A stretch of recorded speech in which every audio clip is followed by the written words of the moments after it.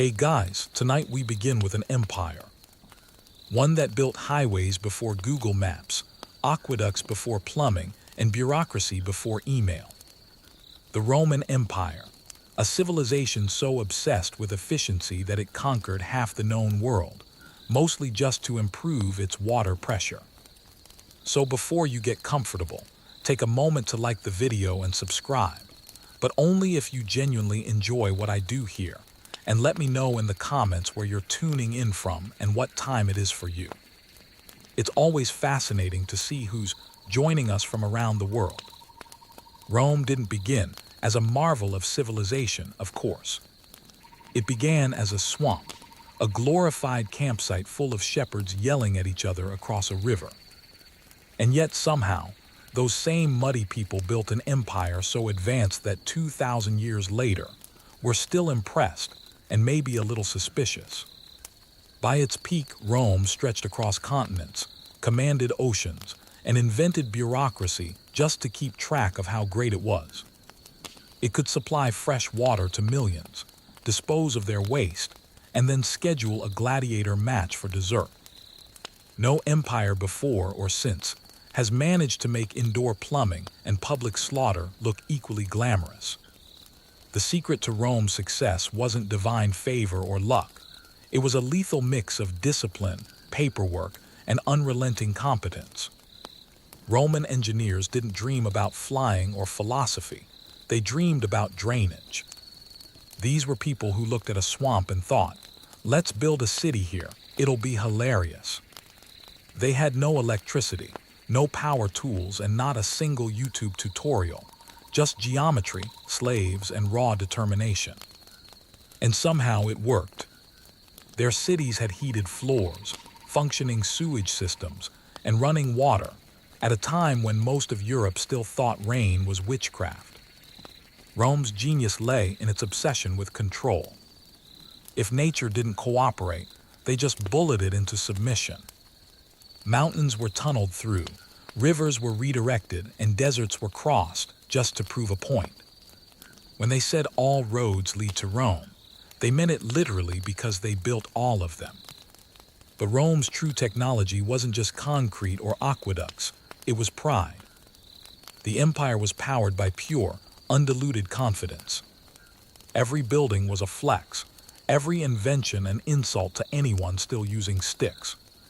Even their ruins seemed smug, arches standing tall after earthquakes, whispering, "Still up, are you?" And here's the best part. They achieved all this without electricity, computers, or even a functioning sense of humility. Rome didn't invent everything. It just made everything better, louder, and preferably with columns. If you want to know why Rome lasted so long, don't look at its legions, its laws, or its gods. Look at its concrete. Because while empires crumble, Roman cement somehow doesn't. The Romans didn't invent concrete. They just took the idea, added volcanic ash, and created something indestructible. It was called opus cementitium *, which roughly translates to, "We figured this out before you did." The formula used lime, ash, and seawater to make a material that actually heals itself over time. Modern scientists only rediscovered this property a few years ago, proving that humanity peaked sometime around the year 120 B.C. and has been winging it ever since. This mix allowed the Romans to pour entire temples, bridges, and harbors that are still standing today. The Pantheon, the world's largest unreinforced concrete dome, hasn't budged in 2,000 years. Meanwhile, modern buildings collapse if you breathe near them too hard. It wasn't just durable, it was artistic. Romans treated concrete like magic clay. They molded it into arches, domes, and vaults so elegant that future architects spent centuries trying and failing to copy them. They didn't hide their engineering behind walls, they showed it off. The message was simple: we could crush you, but we'd rather impress you. They used it everywhere: aqueducts, amphitheaters, baths, even harbors submerged underwater. The Portus Claudius, built with Roman marine concrete, still survives beneath the waves. Modern divers go down to study it, and you can almost hear the ancient engineers laughing. Of course, not everyone was impressed. Greek purists sneered at the rough texture and called it ugly. But the Romans didn't care. They were too busy reshaping the world. Concrete wasn't art, it was power you could build with. And that's the beauty of Roman innovation. They didn't just build monuments, they built permanence. The empire fell, the emperors vanished, but their walls refused to. In the end, the real mystery isn't how Roman concrete worked, it's how the rest of us forgot. 2,000 years later, we still pour weaker cement, build uglier structures, and call it progress. The Romans would have called it incompetence. If Roman concrete was the muscle of the empire, aqueducts were the veins, carrying life, luxury, and the occasional dead rat straight into the heart of civilization.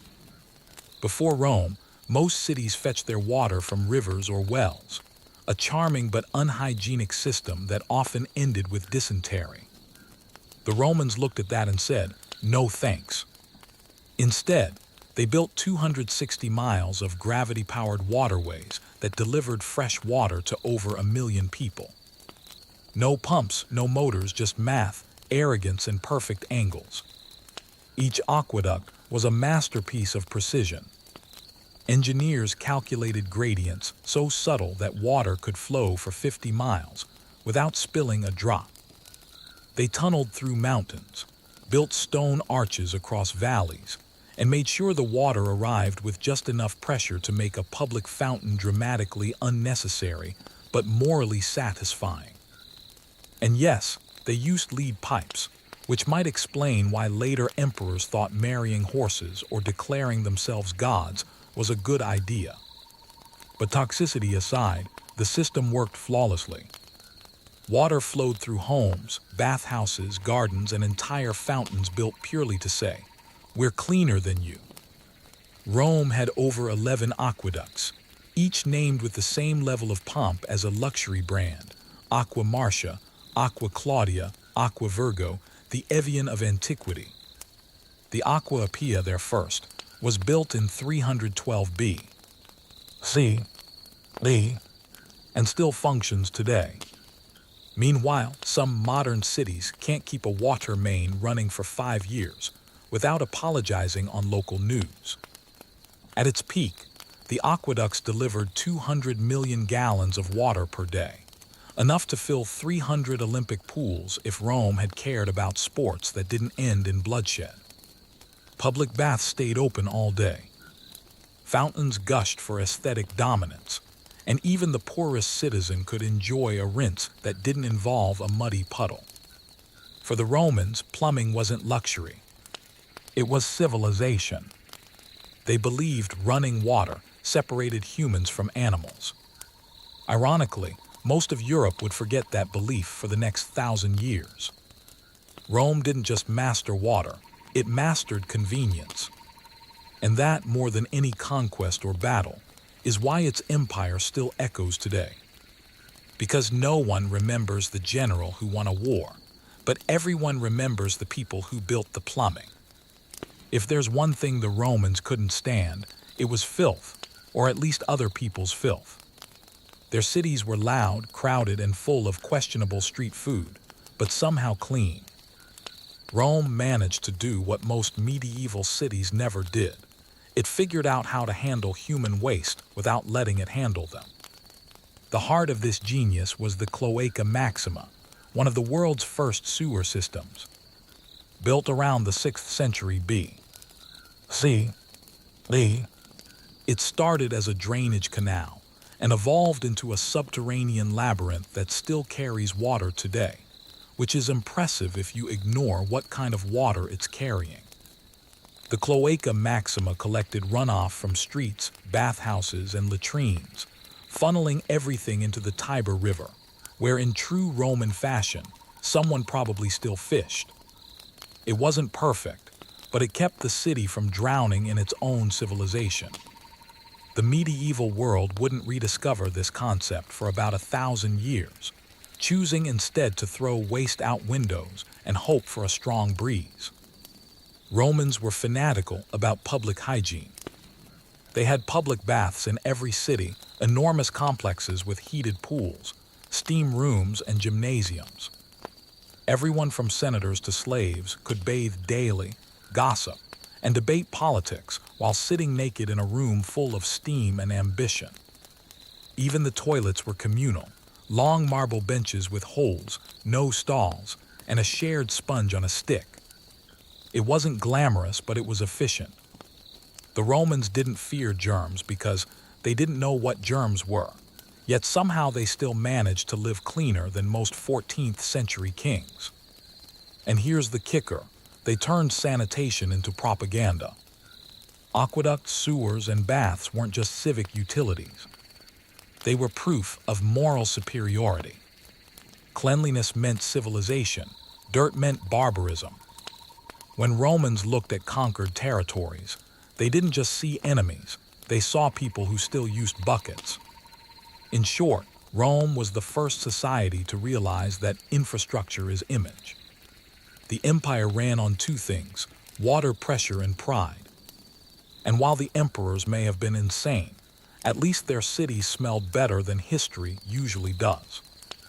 If Roman concrete was the skeleton and aqueducts were the veins, then their roads were the arteries, and Rome had a lot of blood to pump. The empire built over 250,000 miles of roads, stretching from the sands of Egypt to the fog of Britain. That's enough to circle the earth 10 times, which, knowing the Romans, they probably would have tried just to prove a point. These weren't lazy dirt paths either. Roman roads were military-grade infrastructure layered with gravel, stone, and the crushed bones of anyone who complained about the workload. Engineers planned every slope and curve with mathematical precision, because a Roman hated nothing more than inefficiency, except maybe the Gauls. They didn't just build roads to travel, they built them to control. Roads moved armies, taxes, and gossip at terrifying speed. A message could travel from Gaul to Rome in a matter of days, assuming the messenger didn't get mugged, which statistically he did, but still faster than any rival civilization by centuries. Every milestone along the road marked Roman dominance, carved with exact distances and emperor-approved smugness. The famous Via Appia, called the Queen of Roads, was so perfectly paved that even 2,000 years later, you can still walk on it, though it mostly hosts confused tourists and stray cats. Each road was built to last. They layered it, large stones for the base, gravel for the middle, and smooth paving blocks for the top, tilted slightly for drainage. The result, roads that survived empires, earthquakes, and European weather, the true test of endurance. Modern highways, by comparison, need repairs every other election cycle. Meanwhile, the Via Flaminia still casually exists, looking down at us from eternity like, "You call that asphalt?" But Rome's roads weren't just practical, they were psychological warfare. Every straight, perfect line said, "You are part of Rome now, try rebelling, we'll be there by Tuesday." And honestly, that's what made the Roman Empire unstoppable. Not the legions, not the emperors, but the logistics. Because while everyone else was fighting mud, Rome was fighting time and winning. If the roads were Rome's arteries, then its courier system was the empire's Wi-Fi. Fast, reliable, and occasionally intercepted by barbarians. Rome knew that an empire wasn't conquered by swords, it was maintained by communication. Orders had to move faster than rebellions. So they built the Cursus Publicus, a state-run postal service created by Augustus, who apparently wanted to read bad news faster. This was no casual mail system. It was a logistical masterpiece complete with stations, horses, and bureaucrats who probably slept in spreadsheets. Couriers carried wax tablets, scrolls, and imperial decrees across thousands of miles, changing horses at way stations called asterisk mutations. The rich could send messages across the empire in mere days, which was great, unless those messages were tax bills. Each courier wore an official badge, the ancient equivalent of a government email signature. They rode day and night, swapping horses at every stop. Their only real hazard being exhaustion, robbery, or accidentally delivering a death sentence to the wrong villa. The system's efficiency bordered on terrifying. The emperor could send a command from Rome to Egypt in less than a week. Rebels barely had time to declare independence before receiving a polite note reminding them they were in fact still property. And because Rome loved control, they built maps, intricate scroll-like road charts showing every route, town, and way station. The most famous, the Tabula Peutingeriana, looks like a cosmic spaghetti diagram of the known world. It's basically Google Maps for people in sandals. But this wasn't a public service. Ordinary Romans didn't get to mail love letters or grandma's sandals across the empire. The cursus publicus was for official business only, military orders, tax records, and the emperor's daily micromanagement. If you were a civilian, your best bet was handing your message to a friend and hoping they didn't die en route. Still, for its time, it was miraculous. Rome had built the world's first high-speed information network, powered by horses and human endurance. Messages crossed continents, empires stayed in sync, and history's largest bureaucracy kept humming. It wasn't glamorous, but it worked. And in Rome, that was the highest form of beauty. Roman architecture wasn't just functional, it was propaganda carved in stone. Every dome, column, and arch screamed, "We are better than you, and we can prove it mathematically." The Romans didn't build small. They built monuments, the kind of public works that made conquered nations forget they were conquered, at least until the tax bill arrived. Their buildings weren't just shelters, they were statements. The Colosseum, for example, could seat over 50,000 people, had retractable awnings, elevators powered by slaves, and better crowd control than modern concerts. All this so people could watch tigers eat accountants. Then there was the Pantheon, which looks like the gods themselves designed it on a good day. Its concrete dome remains the largest unreinforced dome in the world, because apparently rebar was for cowards. The oculus at the top, that perfect circular hole, wasn't just an architectural feature, it was a flex. Light streamed through it like divine approval, illuminating the empire's greatest achievement, its own ego. Roman architects didn't just master symmetry, they weaponized it. They used arches and vaults not only for strength, but for beauty. Arches made aqueducts possible, bridges eternal, and temples impervious to time.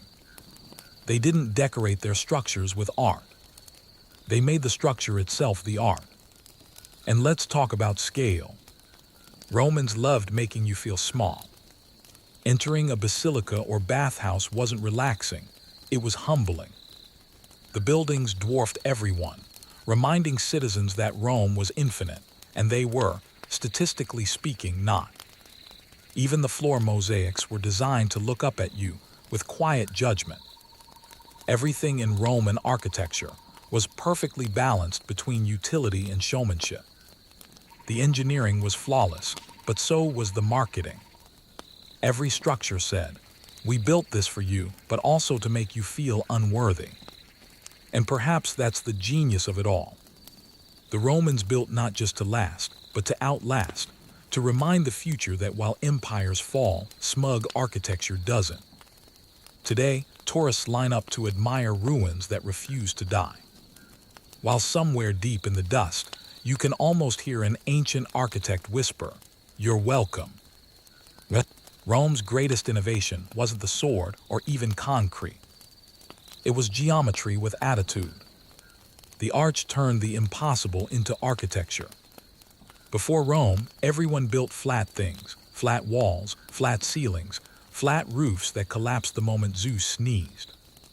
Then came the Romans, who looked at gravity and said, "No."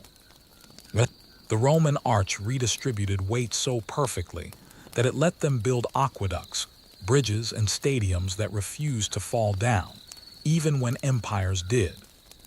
Every curve, every keystone, every brick whispered a kind of smug mathematical poetry. The arch didn't just hold the structure. It held the empire together. And then there were the vaults, arches in a series. When one arch wasn't enough, the Romans cloned it across a ceiling and called it a day. The barrel vault, the groin vault, the cross vault. All elegant names for what was essentially ancient structural flexing. They used them in baths, temples, and basilicas, not because they needed to, but because they could. The Colosseum alone contains 240 arches stacked in tiers like an engineering wedding cake. Every arch perfectly balanced tension and compression, distributing weight down to the foundations. Modern architects still study it and secretly cry. But Rome didn't stop at physics. It made arches beautiful. You couldn't walk 10 feet in a Roman city without passing one named after a guy who probably didn't deserve it. Triumphal arches were the empire's version of a press release. We won something. Here's a giant reminder. The Arch of Titus, for instance, celebrates the destruction of Jerusalem in glorious stonework. Nothing says, "Please admire our empire," like immortalizing someone else's tragedy in marble. And that's the thing. The Romans didn't just master gravity, they humiliated it. Their architecture wasn't about surviving nature. It was about outsmarting it in public with style. 2,000 years later, their arches still stand unbothered, while glass skyscrapers crack under the first mild earthquake. The Romans may have fallen to politics, plague, and bad leadership, but their geometry still undefeated. The Romans didn't just build with water, they worked asterisk it. Where other civilizations saw rivers as scenic hazards, Rome saw a power source that never needed lunch breaks. They turned flowing water into labor. And in true Roman style, they did it on an industrial scale. The empire's engineers developed water mills, hydraulic saws, and grain factories that could feed entire cities. At places like the Barbagal Mill complex in southern France, 16 massive water wheels worked in perfect harmony, the ancient equivalent of a food processing plant, minus the health code violations. It's often called the world's first industrial site, which is both impressive and slightly depressing if you've ever waited for your toaster to break down. Their ingenuity didn't stop at grain. They built hydraulic-powered stone saws for cutting marble, water-lifting devices for irrigation, and mechanical pumps to drain mines. If you think Roman engineer sounds dull, remember these people were moving entire rivers just to make bread faster. And yes, it was all powered by gravity, the quiet, invisible slave that kept the empire running. No electricity, no fossil fuels, no sustainability initiative. Just pure, ruthless practicality. Water went in one way, power came out the other. Simple, beautiful, and completely terrifying in scale. Their hydraulic mastery even reached into entertainment. The Colosseum had an underground system capable of flooding the arena for mock naval battles. Because apparently watching real ships sink inside a sports venue was the ancient version of special effects. Thousands of gallons of water in and out on command, all for spectacle. What's remarkable is how much of it still works. The ruins of Barbagal still whisper with the outlines of channels and sluices, like the ghosts of engineers who never clocked out. 2,000 years later, we still can't decide whether the Romans were geniuses or maniacs. But one thing's clear. They built an empire not just on conquest, but on motion. Water flowed, gears turned, cities fed, and history quietly admitted defeat. Rome didn't just control nature. It employed it. and it never even had to give it a day off. The Romans didn't just conquer the world. They wanted to live comfortably while doing it. After all, what's the point of empire if your marble villa feels like a refrigerator? Enter the hypocaust, Rome's version of central heating, invented 2 millennia before anyone else thought to complain about drafts. The system was simple genius. A furnace beneath the floor, channels that carried hot air through hollow bricks, and flues that vented it through the walls. The result, heated floors, warm baths, and smug satisfaction. Rich Romans could stroll barefoot in January, while northern barbarians were still defrosting by firelight. Public bathhouses ran on the same principle, but on an industrial scale. The baths of Caracalla, for example, could host thousands of people at once, each enjoying perfectly regulated heat in massive vaulted halls. Beneath it all, hundreds of slaves shoveled wood into roaring furnaces. Efficiency, Roman style, luxury for the few, cardio for the many. Even their plumbing was advanced. Hot, cold, and tepid water flowed through pipes and fountains, making Roman spas the envy of the world, and occasionally a death trap when the lead content got a little too ambitious. Still, no one could argue with the comfort. And they didn't stop at heating. Wealthy Romans even experimented with cooling systems. They stored snow from mountains in insulated pits, then used it to chill wine or air out their dining rooms. In other words, the first form of air conditioning, powered entirely by slaves with bad backs and good endurance. Rome's obsession with comfort bordered on the divine. Every villa, bath, and palace was a temple to convenience. Heat, water, light, all harnessed for pleasure, all beautifully wasteful. The empire might have been brutal, but it was never cold. So, while medieval Europe later struggled to survive winter with fireplaces and prayers, Rome had already perfected the art of living like the world belonged to it. Because for a while it did. In the end, the Romans didn't just master warmth.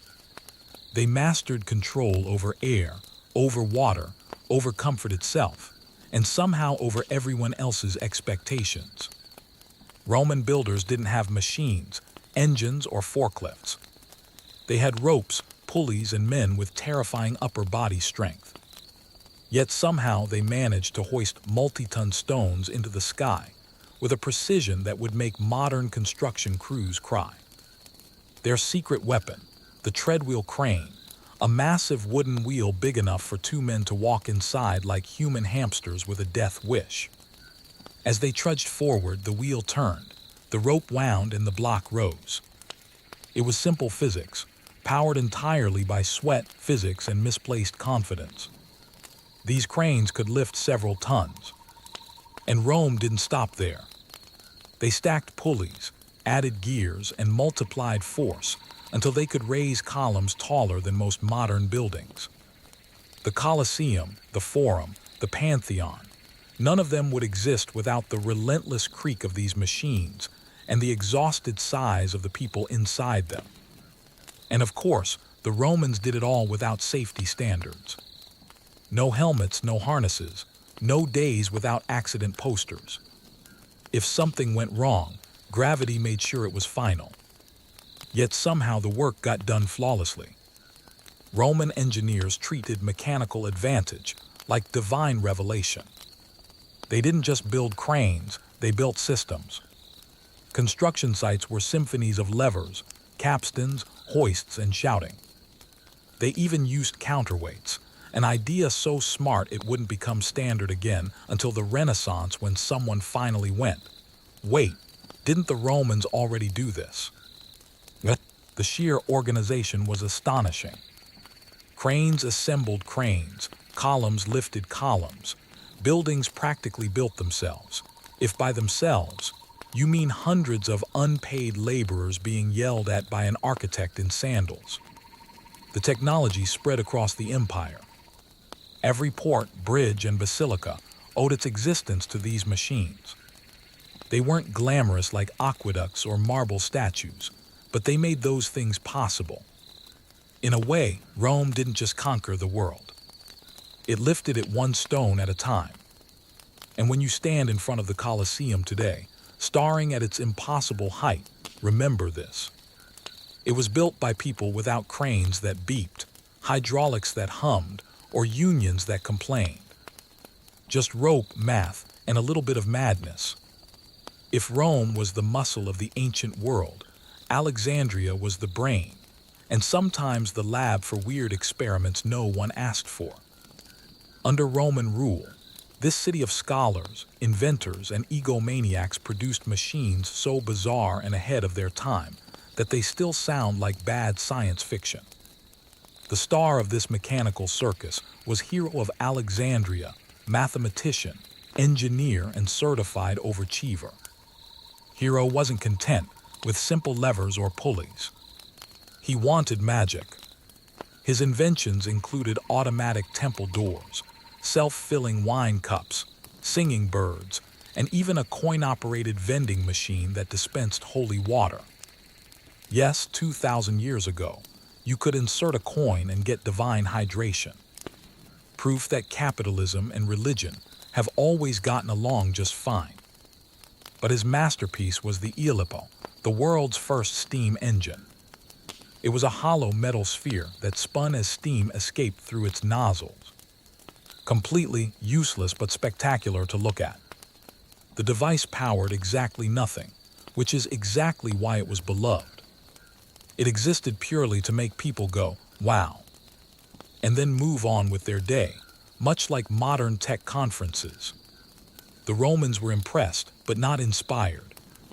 They saw Heroes spinning globe and thought, cute, but can it build an aqueduct? It couldn't. So the steam engine was shelved for the next 1,700 years, humanity's longest procrastination.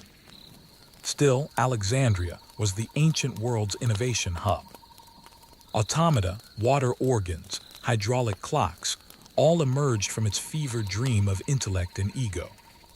Temples that opened their doors with fire. Statues that moved by air pressure, fountains that sang.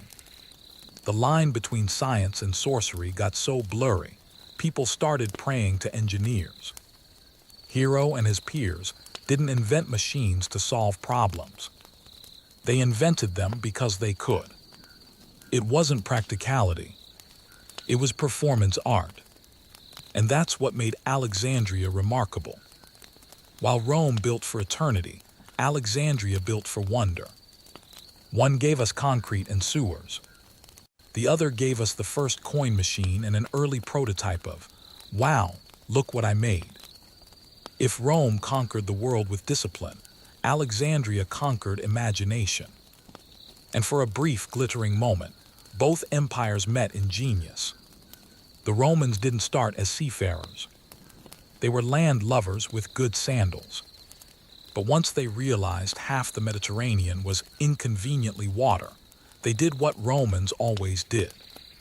They copied someone else and then improved it until it terrified everyone. By the late Republic, Rome had built one of the most formidable navies in history. Their ships weren't elegant like Greek triremes. They were floating battering rams made of timber, bronze, and aggression, and naturally they industrialized it. The Carthaginians once mocked Roman sailors for being amateurs. So Rome captured one of their ships, reverse-engineered it, and built a fleet of 120 in 2 months. Nothing says learning curve like weaponized plagiarism. The real innovation was the asterisk corvus asterisk, a boarding bridge with a massive iron spike at the end. When it slammed into an enemy ship, Roman soldiers could storm across and turn naval battles into ground combat, their preferred environment for stabbing things. It was brilliant, if slightly suicidal. Many ships capsized from the extra weight. But hey, strategy has never been about safety. Their shipyards turned warfare into an assembly line. Dozens of galleys launched every week, each powered by hundreds of rowers whose dreams mostly involved being somewhere else. Some vessels were even equipped with rotating ballistae, enormous crossbows that could fire flaming bolts across the waves. Imagine being a sailor and realizing your job description includes flammable target. And then came the harbors, concrete structures that cured underwater. Roman engineers mixed volcanic ash and seawater to create marine concrete that defied erosion.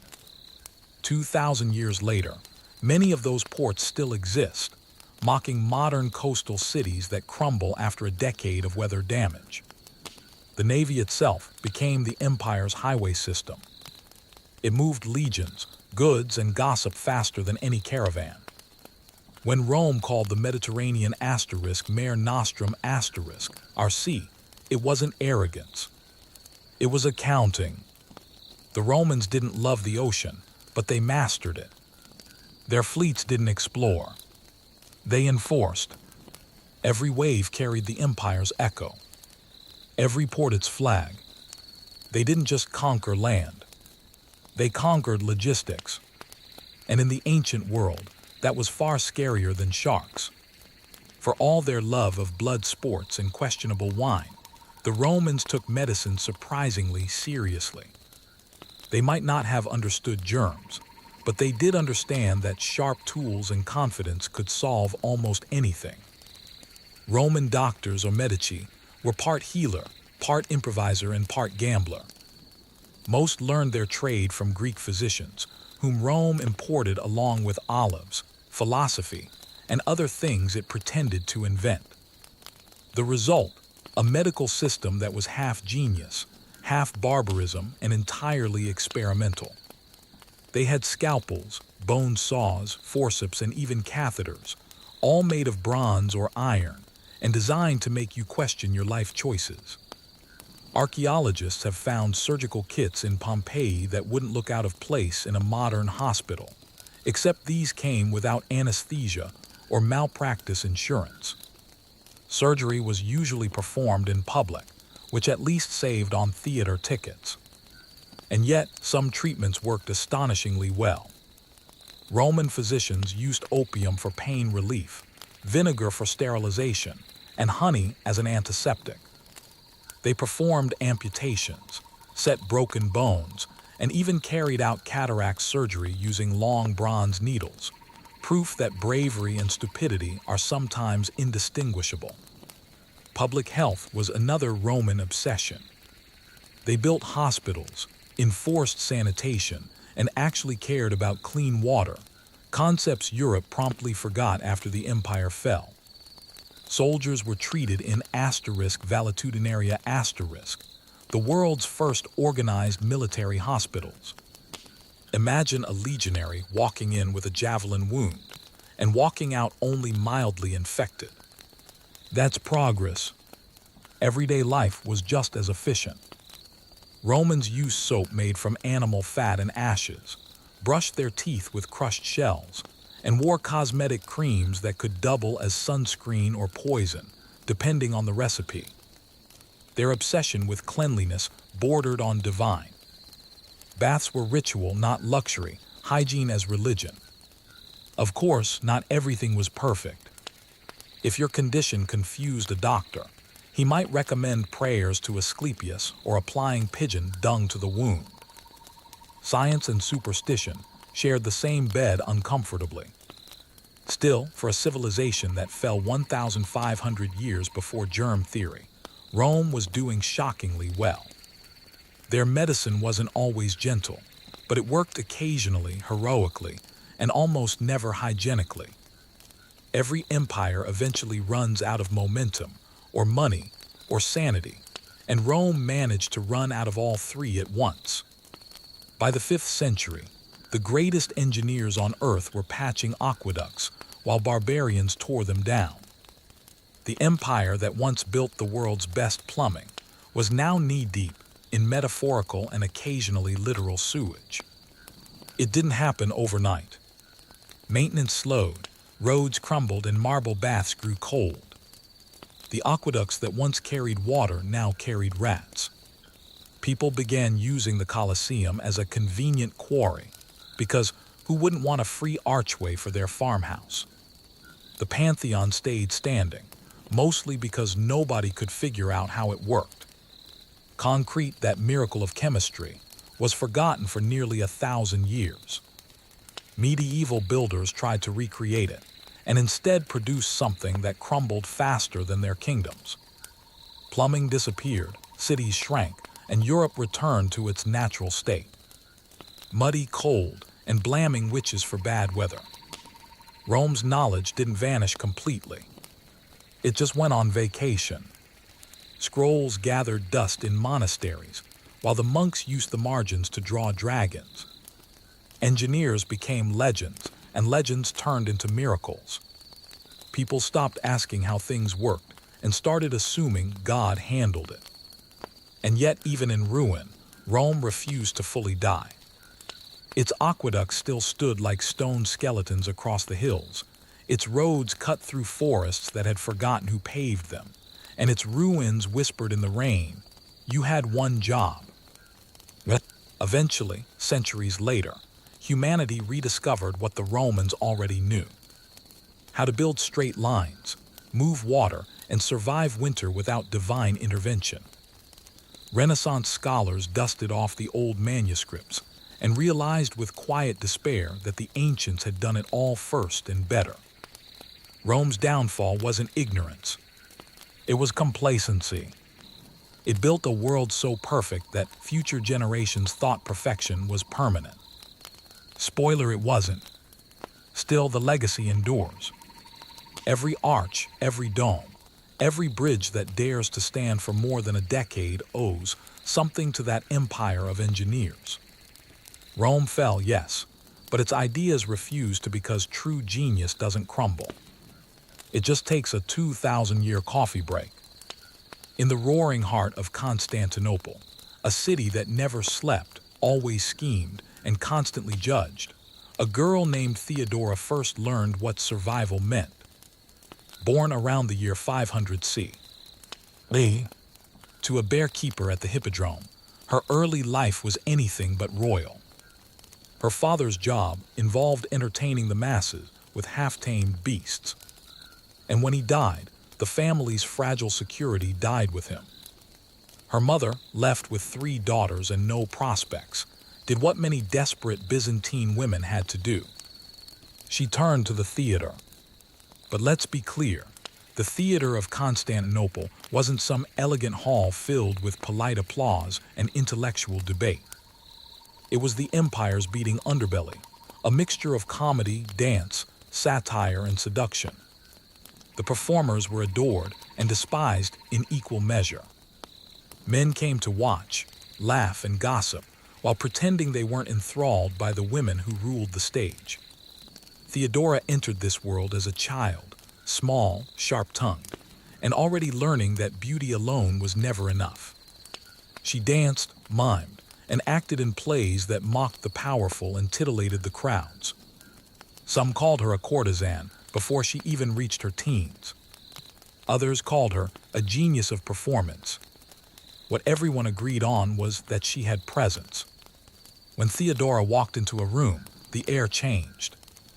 Even her enemies noticed. Her routines were scandalous by the standards of her time, involving bold gestures and biting humor aimed at the elite. She mocked politicians and priests with the same smirk she used on lovers. Yet beneath the glitter and laughter, she saw the cruel divide between the powerful and the powerless. Theodora may have been forced to entertain the upper class, but she never forgot that she wasn't one of them. By her late teens, she was infamous across the empire. Praised for her beauty, condemned for her audacity. Aristocrats mocked her in public and sought her in private. She lived in a world where women were ornaments. Yet she somehow managed to turn mockery into magnetism.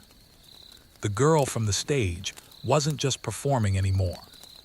She was rehearsing for power. And soon all of Constantinople would know her name. Fame is a fickle friend. And in Theodora's Constantinople, it could turn on you overnight. After a series of messy affairs and rumors that could have filled an entire scroll of gossip, Theodora found herself falling from favor. One powerful man she'd crossed, likely an official or wealthy patron she'd mocked a bit too cleverly, made sure the doors of the theater closed to her. So, with little choice and less money, Theodora left the glittering capital behind and set out for the provinces. Her exile began in Alexandria, the intellectual furnace of the Eastern world. It was a city of contrasts. Monks debating theology in one corner, dancers performing in the next, and street preachers shouting about sin above the noise of traders. Here, stripped of her stage and fame, Theodora faced herself. The woman once adored for her beauty was now alone, surviving on wit and scraps. Yet what could have broken others only sharpened her mind. In Alexandria, she encountered a Christian sect known for its severe teachings, possibly the Monophysites, who believed Christ had a single divine nature. Their message of endurance and humility struck her deeply. Theodora, the scandalous performer, began to reflect on redemption. Not the meek kind whispered in prayer, but a fierce, self-forged rebirth. She started weaving spirituality into ambition, learning that both could serve her survival. She also learned something even more valuable. Influence isn't just earned on the stage. It's commanded through conviction. Whether in the theater or the church, people followed those who spoke with certainty. And Theodora, always a performer, knew how to turn certainty into art. Eventually, she left Alexandria behind, traveling through the deserts of North Africa and Syria, accompanying a wealthy official for a time before parting ways. It was a period of trial and transformation. The gossip columns of Constantinople would later claim this was her shameful wandering. They couldn't have been more wrong. This was her metamorphosis, the cocoon from which the empress would emerge. By the time Theodora returned to the empire's heart, she wasn't the same dancer who had once performed for coins and applause. She was something far more dangerous. A woman who had seen the world, learned its hypocrisies, and decided she would never again be at its mercy. When Theodora returned to Constantinople, she carried no gold, no title, and no family name to shield her, only a quiet fire that unnerved anyone who looked too long. The city hadn't changed much. The same gilded mosaics, the same whispers of sin and sanctity echoing through its marble streets. But she had changed. The once provocative performer was now composed, reflective, and shrewd. She had learned that true power was not in the applause of the crowd, but in the attention of the few who ruled them. And soon one man in particular would give her that attention, Justinian. At the time, Justinian was not yet emperor. He was the brilliant nephew of Emperor Justin I. Ambitious, disciplined, and socially awkward in that charming way powerful men often are before history romanticizes them. He was a man obsessed with order, law, and destiny, but also one with a curious weakness. He admired strong minds as much as beautiful faces. Theodora somehow managed to embody both. Legend says Justinian first saw her while she was living modestly in a small house, spinning wool and offering counsel to other women. She was no longer the spectacle of the hippodrome. She was a mystery wrapped in humility. But when she spoke, her words had the precision of a knife. Justinian was captivated not by her beauty, which remained undeniable, but by her intellect. She understood people, politics, and the subtle art of making men think they'd thought of something first. Their connection was immediate but scandalous. Byzantine high society sneered. Marrying an ex-actress was unthinkable. Actresses were legally barred from such unions. Yet Justinian wasn't the kind of man to let laws stand in his way. He rewrote them quite literally. A special decree lifted the restriction, allowing him to marry Theodora. It was an unprecedented act of defiance, one that shook the moralists of Constantinople to their perfumed core. When they wed around 525 C. Tongues wagged across the empire. The emperor's nephew has married a courtesan, they said, but the laughter of the courtiers died quickly. For the first time in history, a woman once jeered from the stage was now walking the marble halls of power, not as a mistress, but as a partner. And the empire had no idea what was coming next. In 527 C. The empire trembled as Emperor Justin, old and ailing, officially crowned his nephew Justinian as co-emperor. And at his side, dressed not in silk from the stage, but in imperial purple, stood Theodora. For every senator who clenched his jaw and muttered prayers of disgust, there were 10,000 citizens in the streets, staring, whispering, and wondering how a woman born to a bear keeper had climbed to the highest throne in the East. Her coronation wasn't just a political act. It was a public declaration that the empire's old rules were being rewritten. Theodora wasn't there by accident or affection. She had earned her place. In every conversation, she matched Justinian's intellect. In every council, she outmaneuvered nobles who underestimated her. When foreign envoys bowed, they weren't sure whether to address her as Augusta or Your Majesty. Theodora made sure they learned both. She quickly became more than a ceremonial consort. While Justinian obsessed over law codes, aqueducts, and tax reforms, Theodora studied people, the real machinery of empire. She read letters from provincial governors, met with church leaders, and even heard petitions from women who had no voice in court. To many, she was a symbol of possibility. To others, a dangerous precedent. A former entertainer wielding imperial authority. It unsettled men who had built their careers on pedigree, not ability. Her influence soon became undeniable. She advised Justinian on everything from diplomacy to domestic reforms, particularly in issues affecting women. Under her counsel, laws were passed protecting women from forced prostitution and granting greater property rights. Theodora, once labeled the empire's shame, had become its unexpected moral reformer. But her power came at a cost.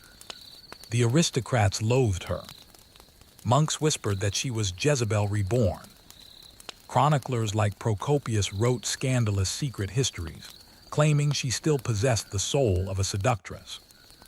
Yet the woman they mocked behind closed doors was the same one standing beside the most powerful man in the world. Calm, composed, and untouchable. By the time Justinian officially ascended as sole emperor later that year, Theodora was not merely his empress. She was his equal. The sharp mind behind the golden throne. The streets that once echoed with her laughter now echoed with her legend. It began, as revolutions often do, with entertainment gone wrong. In January of 532 C. The Hippodrome, the same arena where Theodora's father had once kept bears, and she herself had danced, erupted in fury. The rival chariot teams, the blues and the greens, had long been more than sports fans. They were political factions with deep loyalties. That day, their chants turned from cheers to war cries. What began as a protest against arrests escalated into 6 days of bloodshed, fire, and rebellion, the infamous Nika Revolt. Byzantium burned. Senators eager to restore their lost influence secretly sided with the rioters. The mob, tens of thousands strong, roared for Justinian's overthrow and the crowning of a new emperor. The palace shook with the sound of rage outside its walls. And inside, the imperial council descended into panic. Advisors begged Justinian to flee, to abandon the capital, the throne, and his dignity, but not Theodora. Dressed in purple, the color of royalty and blood, she refused to run. She rose before the council, her voice steady amid chaos. If flight were the only means of safety, she said, yet I should disdain to fly. Those who have worn the crown should never survive its loss. Purple makes a fine shroud, It was more than courage. It was strategy. Her words snapped Justinian out of hesitation. The emperor, who had nearly fled, regained his resolve. He ordered his generals Belisarius and Mundus to storm the hippodrome. The result was a massacre. 30,000 rebels slaughtered in a single afternoon. The rebellion ended not with diplomacy, but with the echo of swords and the stench of smoke. Theodora's defiance saved the empire that day. Her speech became legendary, taught in every future history of Byzantium. But beyond the rhetoric, it revealed the true nature of her power. She wasn't just Justinian's emotional anchor. She was the spine of the regime. After the revolt, no one dared question her authority again. The courtiers who once whispered behind fans now bowed deeply. The mob that once cheered her downfall had been silenced in their graves. Theodora had proven in the most brutal way possible that she was not a survivor of scandal, but the architect of survival itself. When the smoke of the Nika revolt finally cleared, Theodora emerged from the ashes, not merely as empress, but as something rarer, a ruler forged in fire. Constantinople lay wounded, its streets charred, its people broken, and its faith in leadership shaken. Yet out of that ruin, Theodora saw opportunity. Justinian rebuilt the city in marble and stone. Theodora rebuilt its conscience. She had never forgotten what it meant to live at the mercy of men, as a performer, as a woman, as someone dismissed before she even spoke. Now that she had power, she used it ruthlessly in the service of those who had none. She pushed through reforms that no emperor before had dared to consider. Women forced into prostitution were granted protection and refuge. Slavery of the desperate was restricted. Husbands who abandoned their wives could be punished. Women could inherit property in their own right. To the elite, these were shocking policies. Soft, they sneered, unfit for empire. But Theodora didn't care about the senators who grumbled over their wine. She cared about the women who came to her palace gates at dawn, seeking justice. She established a house called the Metanoia, repentance, a refuge for former prostitutes where they could live, work, and start anew. It wasn't charity. It was vengeance disguised as mercy. Theodora had turned the empire's shame into its strength. Her moral authority, however, was double-edged. Many of her critics called her reforms hypocrisy, citing her scandalous youth. They missed the point entirely. Theodora's power came because she had lived the life the empire condemned and survived it. Her empathy wasn't theoretical. It was lived experience wrapped in silk. Even Justinian, the great codifier of law, deferred to her insight on social matters. When he revised the empire's legal code, Theodora's influence could be seen in the new protections for women and the poor. Her fingerprints were embedded in the very laws that shaped Byzantine society for centuries. Yet for all her compassion, she was no saint. Theodora's mercy had limits, and her enemies learned that the hard way. For every woman she lifted up, there was a nobleman brought low, often without realizing until it was far too late that the empress had already written his fate. Power in Byzantium was a performance, and no one understood the stage better than Theodora. But with every bow from a general and every polite smile from a senator came a hidden dagger.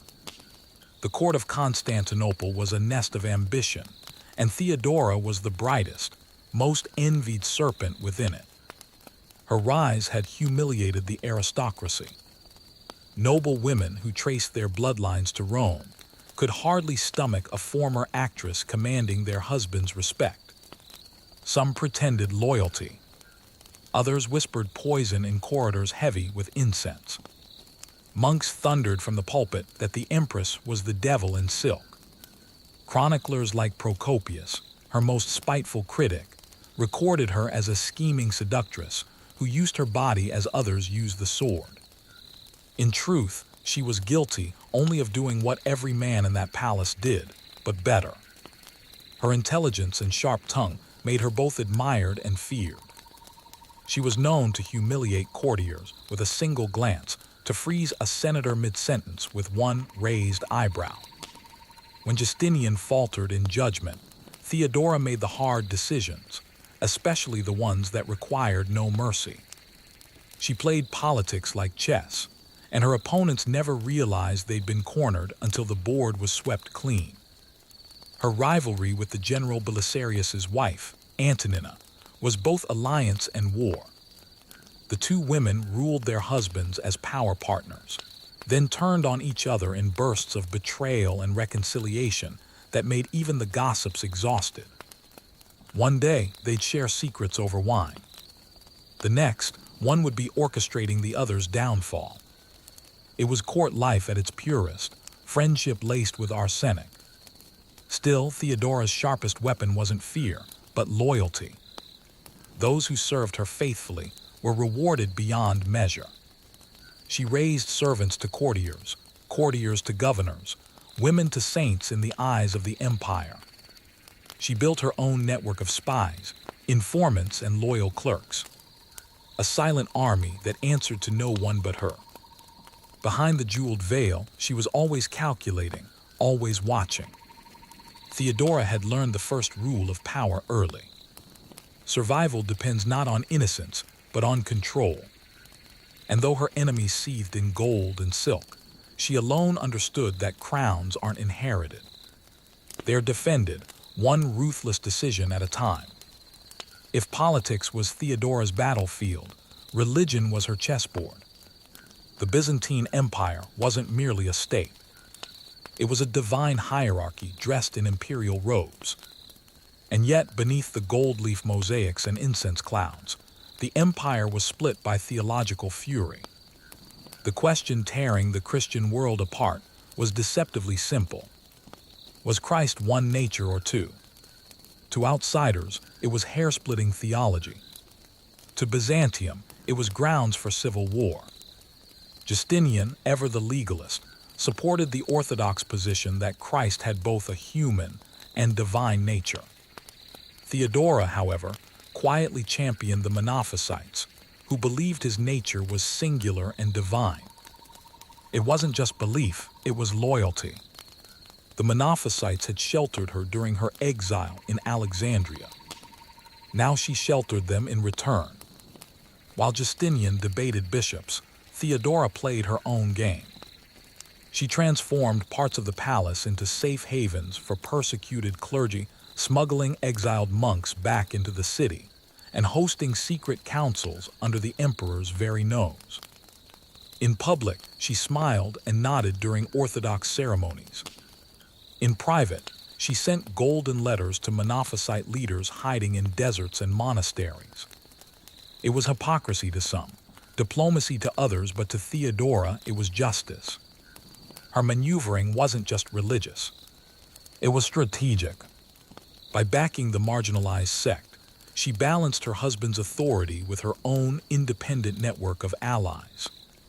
While Justinian ruled the empire's laws, Theodora ruled its souls. She understood something her husband never fully grasped. Faith could control the masses far more effectively than decrees ever could. But her actions also deepened the chasm between them. Justinian adored her, yet their faiths became quiet rivals. He believed unity lay in doctrine. She believed unity lay in mercy. And though they ruled side by side, they were often two empires within one. His of marble, hers of conviction. Her defiance left a lasting mark. When the Orthodox chroniclers cursed her name, the Monophysites remembered her as a saint, their secret empress. Even centuries later, they whispered her story in remote monasteries, calling her the protector of the true faith. In an age where belief could kill you, Theodora had done the unthinkable. She turned heresy into power and compassion into empire. By the mid-540s, Constantinople had changed, and so had Theodora. The grand reconstruction after the Nika revolt had turned the city into a jewel of the world, crowned by the Hagia Sophia, that vast dome floating like heaven's canopy above the skyline. Yet behind the splendor, plague and exhaustion crept through the empire. Justinian's wars drained its coffers. Disease swept through the capital, and the once vibrant empress began to fade. Theodora had been many things: dancer, exile, queen, reformer. But she had never been fragile. Still, by 540 HC, illness began to tighten its grip. Historians suspect cancer, though the truth is buried with her. Even as her body weakened, her will remained ironclad. She continued to hold court from her bed, issuing commands through loyal attendants, scolding ministers, and refusing pity. She had lived too long, surrounded by weakness to show any herself. Her final months were marked by an eerie serenity. The woman who once defied riots and theologians alike spent her last days surrounded by the empire she had reshaped. Justinian, broken with grief, visited her daily. To him, she was more than an empress. She had been his shield, his counselor, and his equal. Without her, even the laws he'd written seemed lifeless. He had once rebuilt Constantinople from ashes, but he could not rebuild Theodora. When she finally died at the age of about 48, the city fell silent. The same streets that once mocked her name now wept.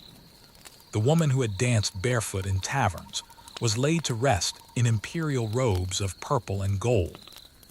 Justinian had her buried in the Church of the Holy Apostles, the resting place of emperors, an honor few women had ever earned. But Theodora's death was not an ending. Her legacy endured in every law that protected the poor, in every woman who dared to speak, in every stone of the Hagia Sophia that glittered beneath the sun. She had risen from the filth of the theater to the glory of the throne, wielding beauty, intellect, and audacity like divine weapons. Centuries later, historians still argue whether she was saint or sinner. The truth, as always, lies somewhere in between, in the story of a woman who refused to be forgotten. Before they became the iron-fisted rulers of the Baltic, the Teutonic Knights were simply a group of German pilgrims with a tent. It was 1190, and the siege of Acre was grinding the Third Crusade into the dust. The stench of blood and disease filled the air. The Holy Land had become a furnace of faith and death. In the chaos, a handful of men from Bremen and Lübeck, German merchants turned crusaders, set up a makeshift hospital beneath white sails stitched from their ships. Their goal was not conquest, but compassion, to care for their wounded countrymen who had fallen under the burning sun. That humble act would be the spark that lit a much darker fire. What began as a band of healers soon grew into something far more formidable. War has a way of transforming charity into necessity and necessity into power. Within a decade, these German brothers, once devoted to tending the sick, took up arms to defend their hospital. Their compassion hardened into discipline. Their faith sharpened into zeal. By 1198, the transformation was complete. With the blessing of Pope Innocent III, the Order of Brothers of the German Hospital of St. Mary in Jerusalem was officially declared a military order, a fusion of monk and soldier. They wore white mantles marked with a stark black cross, a symbol of purity wrapped in menace. Their vows were holy: poverty, chastity, obedience. But their purpose had become unmistakably martial. They modeled themselves after the Knights Templar and the Hospitallers, but with one crucial difference. They were German. Their language, their organization, their rigid hierarchy reflected the cold precision of the Holy Roman Empire. They were crusaders with a bureaucratic soul, knights who could pray, fight, and file reports with equal discipline. The order's early years were spent defending Christian pilgrims and fortresses in the Holy Land, but Jerusalem was slipping away. The crusading dream was dying in the desert, and the Teutonic Knights knew it. To survive, they would need a new frontier, a new holy land to conquer. Soon, their eyes would turn away from the sands of Palestine to the frozen forests of the Baltic. There, amid pagans and snow, their real empire would begin. Discipline was the marrow of the Teutonic Order. To join, one had to abandon not only worldly possessions, but also identity. Upon entry, knights surrendered their names, families, and any hint of personal ambition. In return, they gained a white cloak marked with a black cross, the unmistakable symbol of God's soldiers from the north. Their motto, though never officially written, could have been simple: fight, serve, obey. Life within the order was monastic, rigid, and severe. Each knight took vows of poverty, chastity, and obedience, ideals that often sounded holier on parchment than they looked in practice. Poverty meant living without personal wealth, though the order itself grew rich from land and spoils. Chastity meant avoiding women. But the frontier was long, the winters longer, and temptation lingered in every pagan village. Obedience, however, was absolute. A knight who questioned his commander did not face debate. He faced expulsion or the sword. The ranks were sharply divided.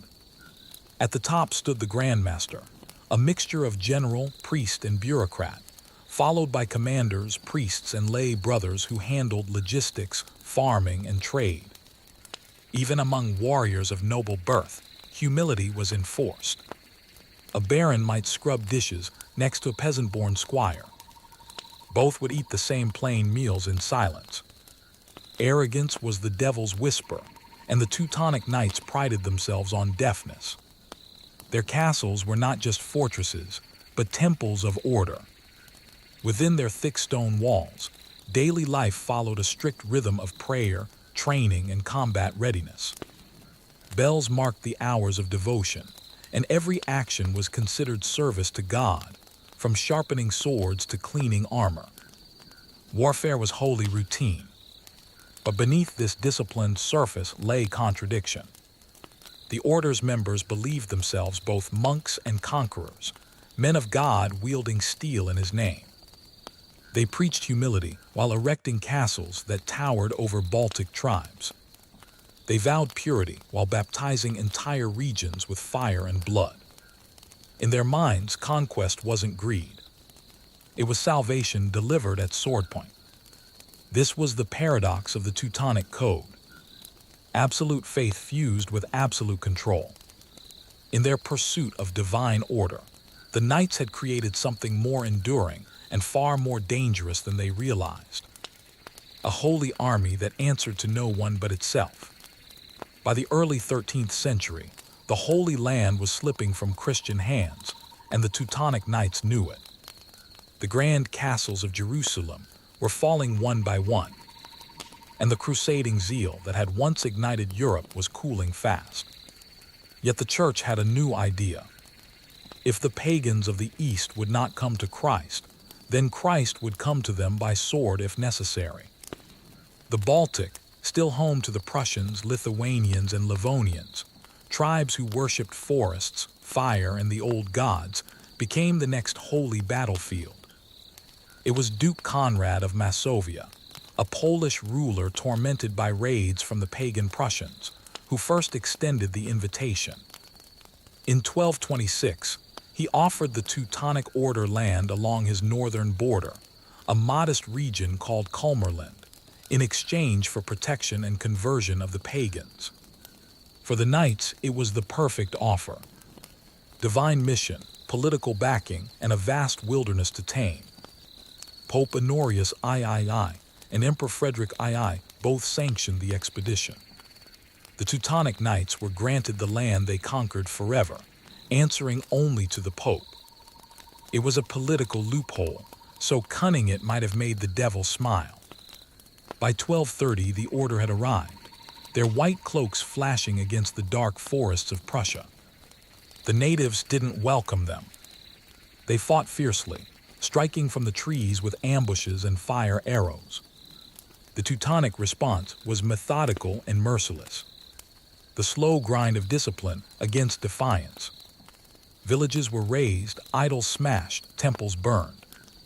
Pagans who resisted baptism were executed or enslaved. Those who converted often did so with a sword at their neck. But the knights weren't mere brutes. They built fortresses wherever they marched, each one a symbol of permanent conquest. Wooden stockades soon gave way to stone, the most famous being Marienwerder and later Marienburg, the beating heart of their rising state. Monks turned masons and crusaders turned landlords. In the frozen wilderness, the Teutonic Knights found something the Holy Land never offered: permanence. They were no longer guests in a foreign desert, but masters of their own domain. The Baltic frontier became their new Jerusalem, and the cross now flew over fields that had never known it before. The Northern Crusade had begun. When the Teutonic Knights marched into Prussia, they did not come as visitors. They came as architects of a new world. Between 1230 and 1280, they transformed the wild lands of the Baltic into a fortress state built on both faith and fear. Their white mantles moved like ghosts through forests of birch and pine, their processions echoing with hymns that promised salvation but delivered submission. At first, the Prussians resisted fiercely.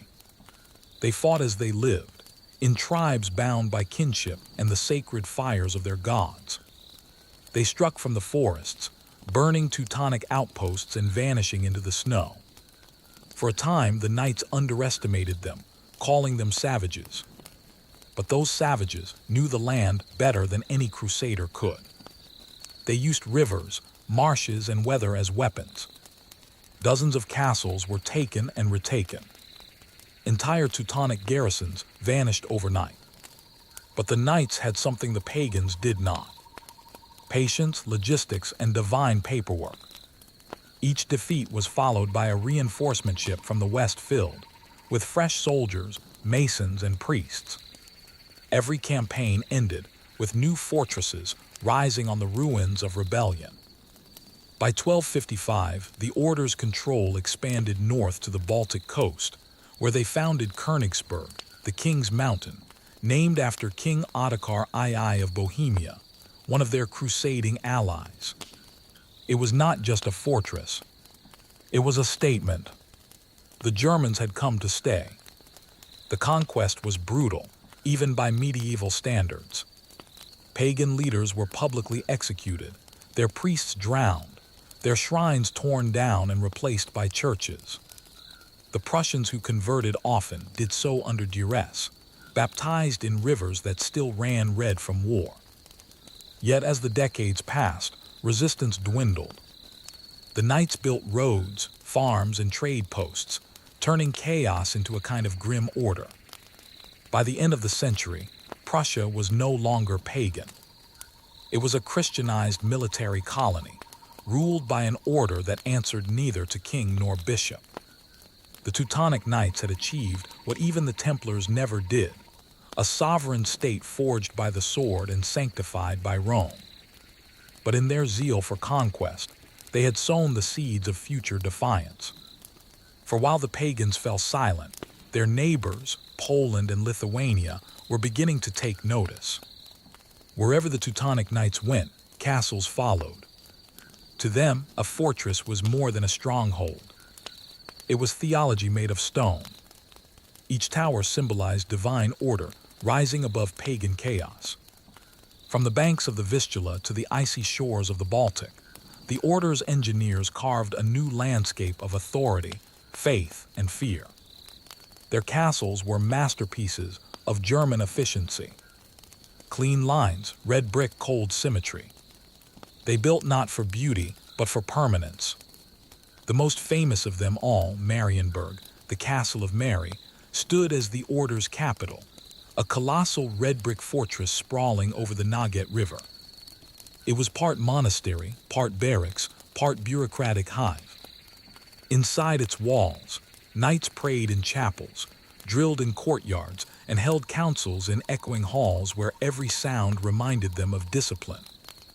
The construction of these fortresses was relentless.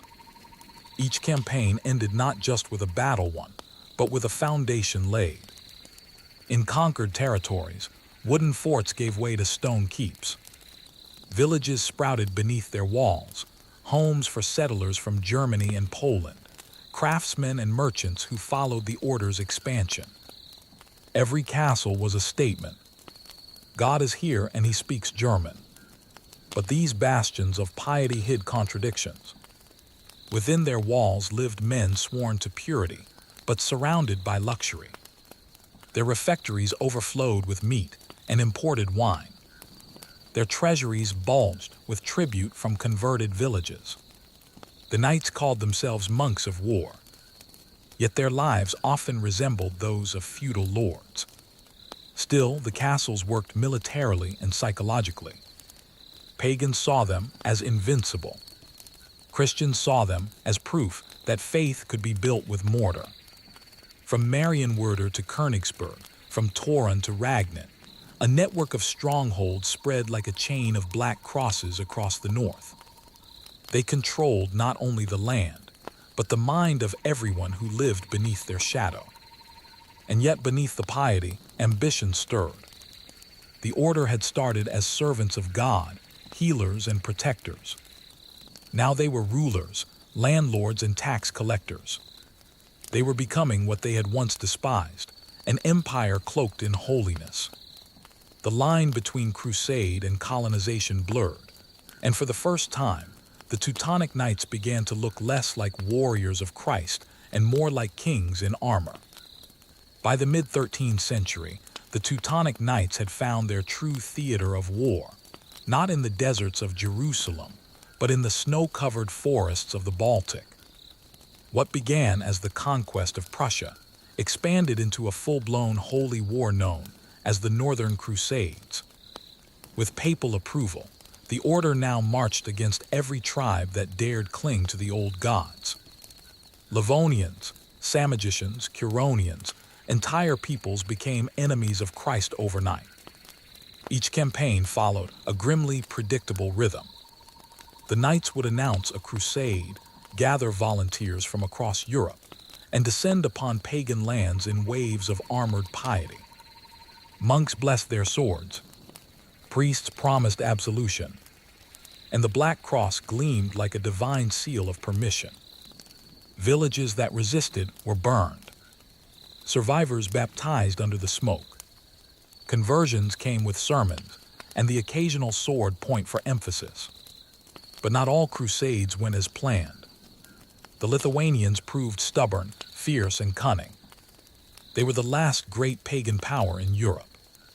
Horsemen who could vanish into forests and strike without warning. For every fortress the Teutonic Knights built, the Lithuanians burned too. Campaign after campaign, the frontier bled. The order called it holy war. The Lithuanians called it survival. Still, the knights were patient. They didn't need to win every battle, only to outlast the will to resist. Their network of castles, their disciplined ranks, and their endless supply of crusading volunteers gave them an edge. In time, they subdued most of Livonia and Estonia, absorbing the remnants of other crusader groups like the Sword Brothers. The Baltic frontier became a permanent war zone, a place where faith, fire, and frost met. By the 14th century, the Teutonic Order's banner stretched across the northern coast from Danzig to Narva. They ruled as both priests and princes, their authority backed by Rome and enforced by steel. To the Pope, they were defenders of Christendom. To the people they conquered, they were the apocalypse in armor. The Northern Crusades had made them rich and powerful beyond their founding dreams. But the more they conquered, the further they drifted from the humility of Acre's hospital tents. The Black Cross still stood for faith, but it also cast a long shadow over Europe. By the early 14th century, the Teutonic Order had become more than a brotherhood of knights. It was a state, a theocracy with armor. From their colossal headquarters at Marienburg, The Grand Master ruled over vast territories that stretched from the Vistula River to the Gulf of Finland. This was not a kingdom of nobles, but a meticulously organized machine of faith and discipline. Every castle was a command center, every village a cog in the divine engine. The order's government was structured like a monastery with swords. The Grand Master was both emperor and abbot, flanked by a council of high-ranking knights who governed regions known as Asterisk Bailey's Asterisk. Below them were Asterisk Compter's Asterisk, commanders who managed individual fortresses, collecting taxes, training troops, and enforcing the order's rigid rules. Even local peasants were expected to live under a kind of holy surveillance, their labor seen as service to God's army. Economically, the order was unmatched. Their disciplined bureaucracy made them the most efficient landlords in Northern Europe. Grain, amber, and furs flowed through their ports, filling their coffers and financing endless wars. The Hanseatic merchants of Lübeck and Danzig flocked to their trade hubs, enriching the order further. Monks might have vowed poverty, but the Teutonic Knights were building cathedrals of wealth. Religiously, they presented themselves as paragons of Christian virtue. Morning prayers, silent meals, and daily masses were mandatory.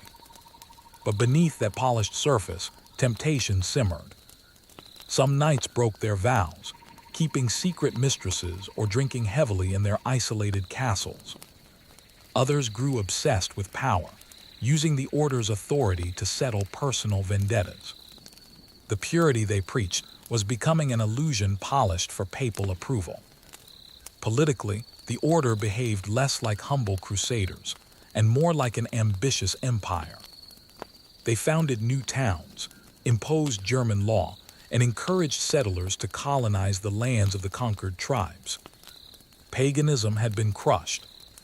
Now came Germanization.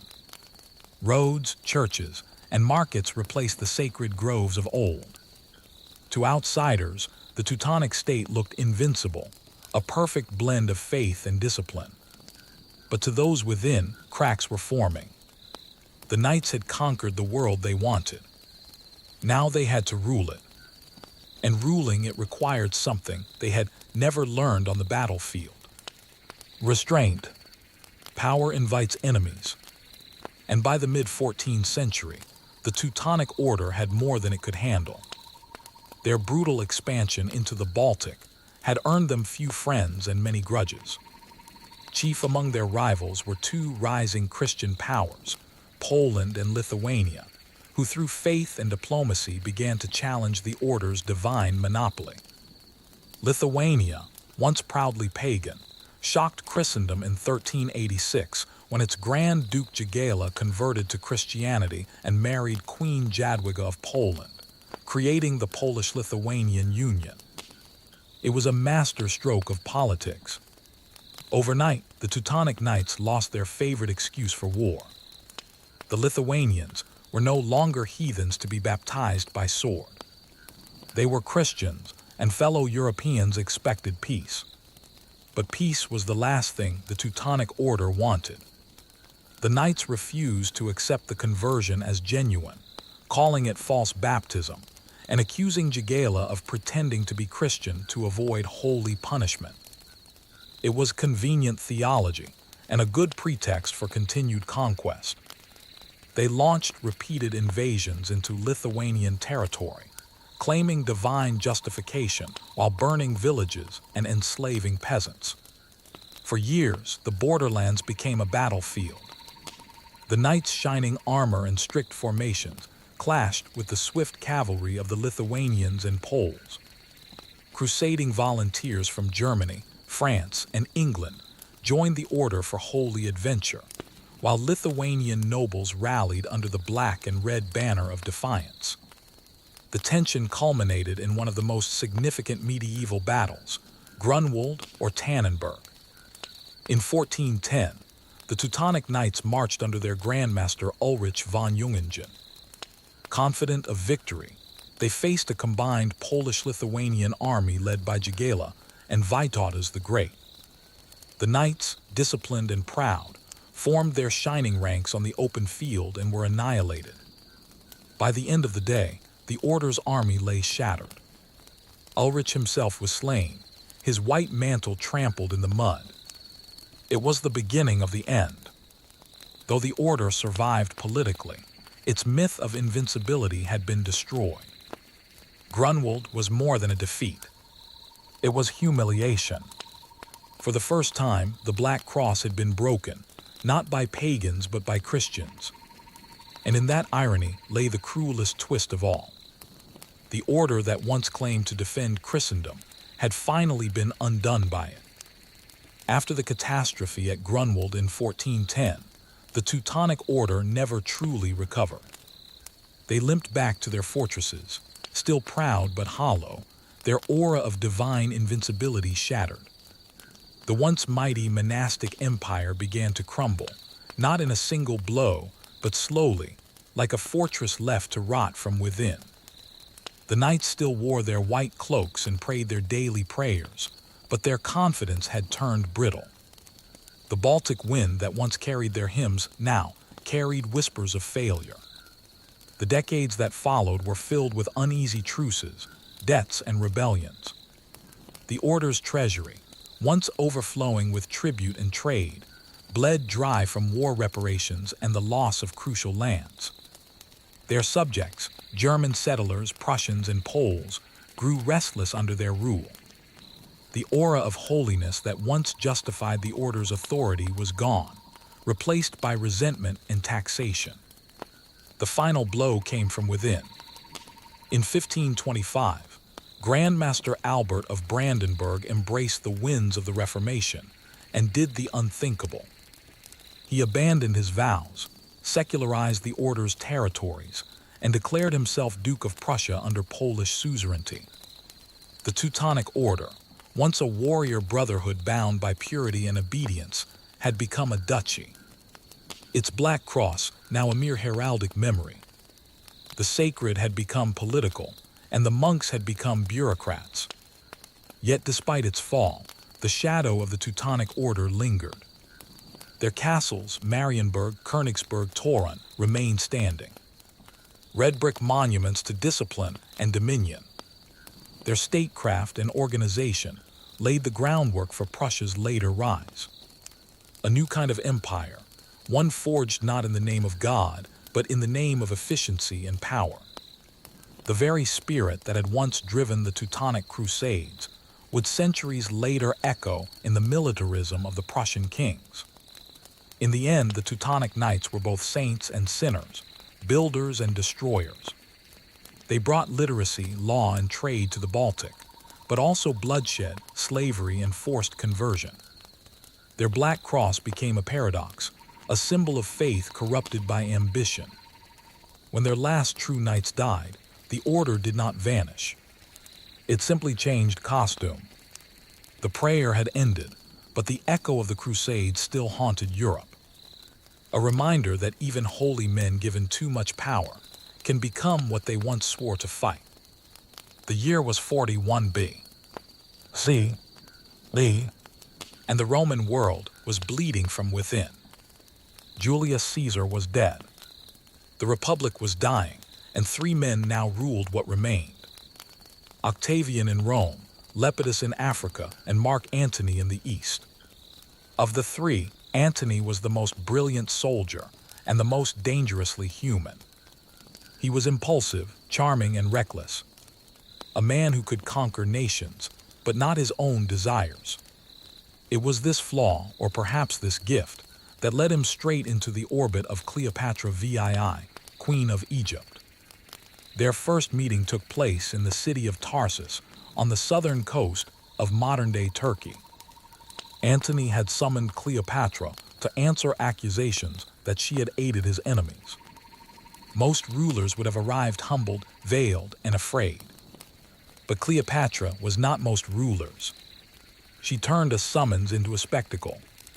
According to legend, she sailed up the Cydnus River in a barge plated with gold, its purple sails billowing under a perfumed breeze. The air shimmered with incense. Cleopatra herself, reclined beneath a canopy dressed as the goddess Aphrodite, while attendants fanned her with peacock feathers. Musicians played, dancers moved in rhythm, and the curious citizens of Tarsus crowded the banks to witness what felt less like a royal audience and more like a myth unfolding in real time. Antony, who had faced armies and triumphed in countless wars, was unprepared. He expected a nervous queen seeking forgiveness.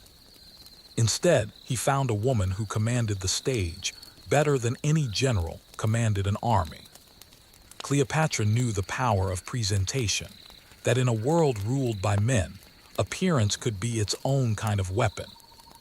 When she finally met Antony, she spoke with confidence and wit, blending flattery with challenge. She treated him not as a conqueror, but as an equal or perhaps as prey. By the time the banquet ended, Antony was captivated. Her intellect matched his ambition. Her charm softened his pride. That evening in Tarsus was no mere diplomatic encounter. It was the opening act of one of history's most intoxicating and destructive romances. A union born not of love alone, but of calculation, desire, and the unstoppable magnetism between power and beauty.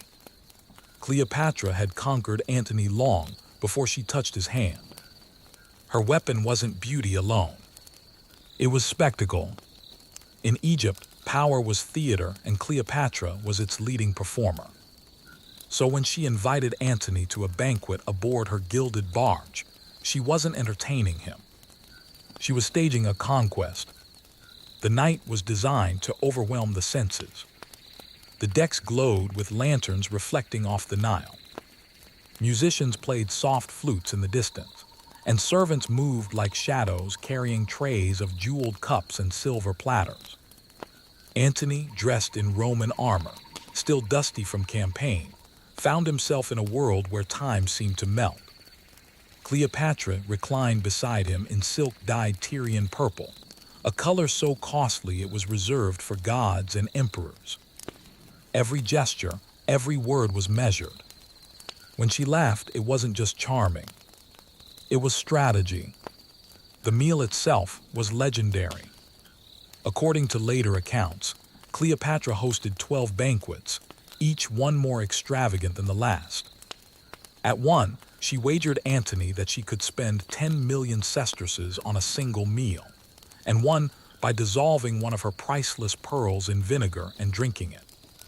Whether true or exaggerated, the message was unmistakable. While Rome worshipped discipline, Egypt worshipped magnificence. Cleopatra wasn't just wealthy, she was wealth. For Antony, it was irresistible. Egypt offered everything Rome had taken from him: joy, indulgence, and freedom from the politics that had consumed his life. He was no longer one of 3 rulers of a fractured empire. In Alexandria, he was a king beside a queen. And Cleopatra knew precisely how to make him feel that way. But beneath the glitter and music, this was more than seduction. Both needed something from the other. Cleopatra sought protection. Egypt's independence was always one Roman ambition away from extinction. Antony, meanwhile, needed money and ships for his coming campaign against the Parthians. Each saw in the other not only desire, but opportunity. As the banquet ended, the line between pleasure and politics dissolved completely. Antony was no longer the interrogator and Cleopatra, no longer the accused. They were now partners in ambition, and soon in something far more dangerous. In the candlelight of that Egyptian night, empire and emotion began to blur. By the time Antony followed Cleopatra to Alexandria, their bond had become the most talked about scandal in the ancient world. What began as an affair of diplomacy had transformed into a partnership of passion and politics, and it was impossible to tell which was the more dangerous. In the marble palaces of Alexandria, Antony found a life Rome could never give him. Luxury without limits, love without restraint, and power that felt divine. Cleopatra, however, was not lost in romance. She was calculating, as any ruler surrounded by Roman ambition had to be. She knew Antony's weaknesses, pride, vanity, and a thirst for adoration, and she fed them skillfully. In Egypt, he was not the weary general battling the Senate's whispers. He was Dionysus, reborn god of wine and victory. Cleopatra encouraged the illusion because it served them both. Their court became legendary, a world of silk and intoxication. They founded the inimitable livers asterisk, a private society devoted to pleasure and excess. Every night was a feast of laughter, music, and wine that seemed to never run dry. They would roam the streets of Alexandria in disguise, playing pranks on unsuspecting citizens. The general who had once commanded legions now tossed fish into market stalls with his queen, delighted by the chaos. But the laughter masked a sharper truth. Behind every flirtation was a treaty, behind every kiss, a calculation. Cleopatra needed Antony to secure her throne and her son Caesarion's future. The boy she claimed was Julius Caesar's heir. Antony, in turn, needed Egypt's gold to fund his armies and cement his authority in the East. Together, they became a political machine disguised as a love story. Back in Rome, the Senate seethed. Rumors of Antony's debauchery spread like wildfire. Stories claimed he'd abandoned Roman virtue to live as Cleopatra's puppet, a man bewitched by a foreign queen. The image of him wearing Egyptian robes, drinking from golden cups, and calling himself a god shocked the Romans to their core. Yet in Alexandria, none of that mattered. For a fleeting moment, they ruled the world as lovers and sovereigns, two stars burning too brightly to last. But even stars, no matter how brilliant, eventually collapse under their own gravity. While Antony and Cleopatra reveled in the splendor of Alexandria, Rome was simmering with outrage. The once great general who had stood beside Julius Caesar was now painted as a man enslaved by luxury and lust, the plaything of an Eastern temptress, and no one exploited that image better than Gaius Octavian, Caesar's adopted son and Antony's political rival. Octavian understood propaganda like a modern strategist understands media. He didn't need to defeat Antony on the battlefield. Not yet. He would destroy him in the minds of the Roman people first. Pamphlets, speeches, and whispered rumors turned Antony into the villain of a national drama. He was accused of dressing as an Egyptian, calling himself the new Dionysus, and bowing to Cleopatra as if she were a goddess. To Rome, that wasn't romance. It was treason wrapped in perfume. Meanwhile, Cleopatra and Antony continued to blur the line between passion and politics. Together, they envisioned an empire united under both East and West, a revival of Alexander's dream. Cleopatra sought to restore Egypt's glory. Antony wanted to carve his own dynasty beyond Rome's reach. To cement this alliance, Antony publicly recognized Cleopatra's children, including Caesarion, allegedly the son of Julius Caesar, as rulers of the eastern territories. The gesture infuriated Octavian. In Roman eyes, Antony had not only betrayed his country, but insulted Caesar's legacy by elevating a foreign heir over him. The rift widened when Antony's Roman wife, Octavian's sister Octavia, tried to reconcile the two men. Antony refused her, sending her back humiliated. It was a fatal mistake. Octavian now had both personal and political ammunition. He spread the story that Cleopatra had bewitched Antony, that she used dark magic to enslave his will. To the Roman masses, this was irresistible gossip. In truth, Antony wasn't bewitched. He was simply blind to how deeply the tide had turned. While he and Cleopatra dined under silver ceilings, Rome was being prepared for holy war. Not against Parthia or any foreign enemy, but against its own general. Love, once their greatest strength, was now Octavian's weapon. and with every whisper, Antony's honor sank further into the sands of Egypt. In 34 B.C., Antony and Cleopatra staged one of the most audacious political spectacles of the ancient world, the donations of Alexandria. It was meant to dazzle Egypt and the East. Instead, it gave Octavian the perfect script for treason. The event took place in the great gymnasium of Alexandria, a grand hall filled with gold, incense, and cheering crowds. Antony and Cleopatra sat on twin thrones dressed as living gods. He as Dionysus, she as Isis. Before them stood their children, each draped in royal robes. What followed was less ceremony and more declaration. Antony divided the Eastern Empire among Cleopatra and her heirs. Caesarion was proclaimed King of Kings, rightful son of Julius Caesar. The younger children, Alexander Helios, Cleopatra Selene, and Ptolemy Philadelphus, were crowned rulers of vast territories stretching from Armenia to Cyrene. To the Alexandrians, it was divine theater, the rebirth of empire. To Rome, it was betrayal. A Roman general had given away provinces that belonged to the Republic, all to please a foreign queen. The Senate was horrified. Octavian's allies called Antony a traitor, accusing him of building a rival empire centered in Egypt. Antony, perhaps drunk on the pageantry, underestimated how this looked from afar. To him, the donations were diplomacy, a way to stabilize the East under loyal rulers. To Cleopatra, it was triumph. For the first time in generations, Egypt stood as the beating heart of a new world order. Together they believed they could challenge Rome itself. But Octavian saw opportunity. He collected Antony's will, possibly stolen from the Vestal Virgins, temple, and read it aloud to the Senate. In it, Antony supposedly wished to be buried beside Cleopatra in Alexandria, not in Rome. Whether genuine or forged hardly mattered. The reaction was outrage. The Republic's patience snapped. From that moment, the affair was no longer a scandal. It was a war.